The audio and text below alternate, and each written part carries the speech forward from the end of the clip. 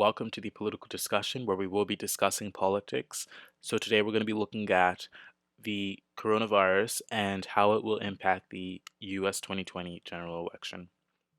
So, to start off with, let's look at the number of cases that the United States has of coronavirus. So, currently we have 537,000 cases nationwide. This is the most of any country. We have 21,000 deaths, a huge amount, one of the top countries as well.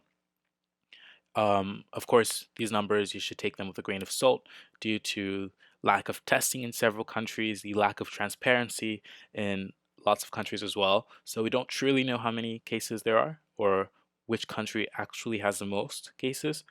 But of the numbers we do have, the United States has the most cases.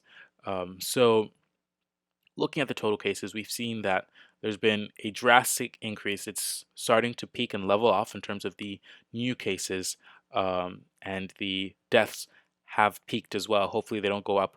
It's predicted that they will start to go down, daily new deaths from this point forward.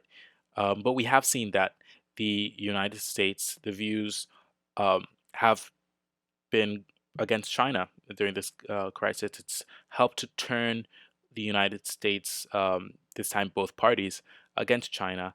And we have seen rising anti Chinese um, views in the United States for a very long time. Um, if we go back to the trade war that we had, it in 2019, 60% of Americans had an unfavorable view of China, while only 26% had a favorable view. And this has been increasing since 2012.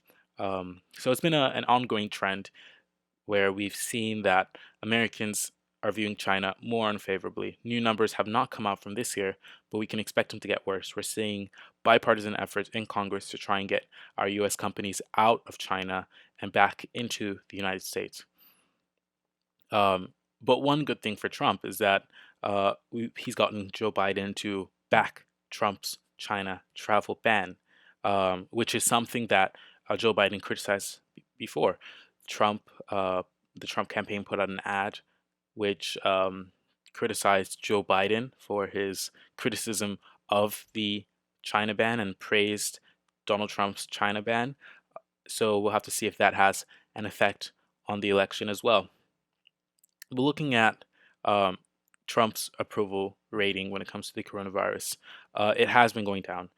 He started off with a 61% approval rating, between strongly approve and somewhat approve. 61% of Americans approved of the president's response to coronavirus.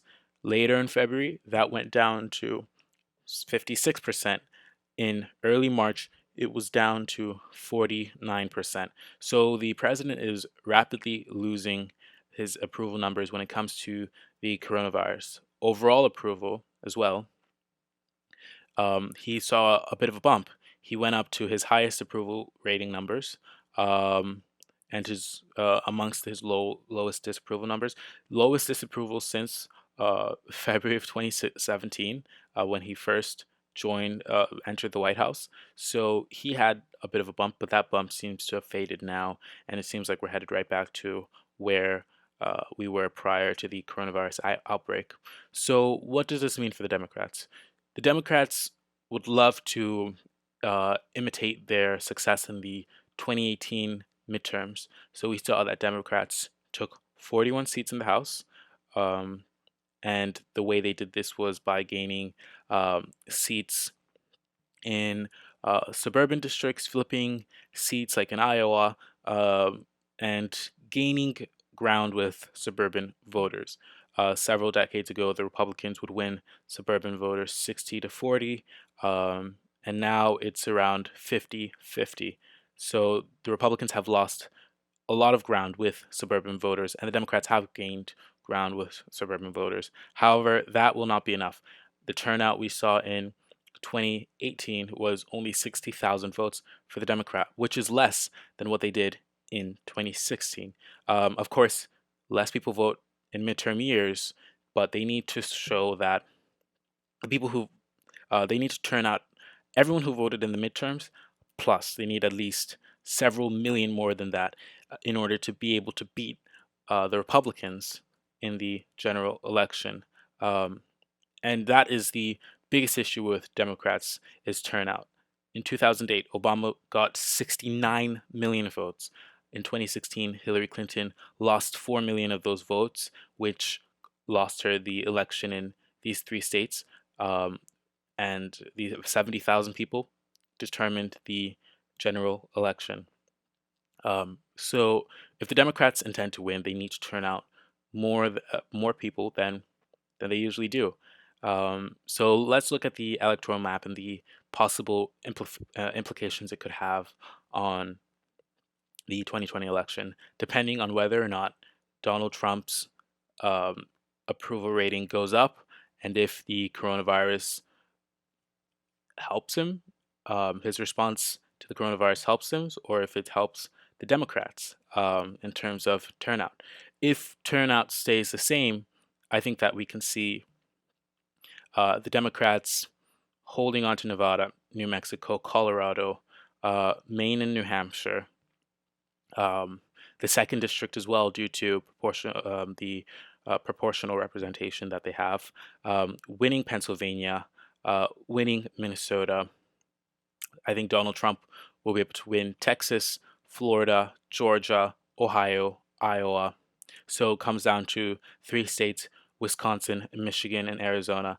I think that Donald Trump may be able to hold on to Arizona by the skin of his teeth, um, Wisconsin, and Michigan as well, which would give Trump the election. However, if the Democrats see an increase in turnout due to Trump's response to the coronavirus, we could see these three states flip to the Democrats. I think Florida could flip to the Democrats as well. And if he does a particularly bad job at handling the coronavirus, um, states even like Texas, Iowa, Ohio, North Carolina, Georgia could flip. But of course, that's if he does a terrible job. We don't know what's going to happen. Um, Most realistically, we'll see something uh, where Texas, North Carolina, Georgia stay within the Republicans' hands, and we see the traditional swing states um, up for grabs, depending on how Donald Trump does and how much the Democrats are able to turn out. Now, of course, this is going to be an issue that Joe Biden knows he has. That's why he's trying to uh, extend an olive branch to the Sanders backers, because he needs every Democrat he can to vote for him in this general election so that they're able to mimic the 2008 numbers that Obama was able to receive. But thank you for watching the video. If you enjoyed the video, please like and subscribe.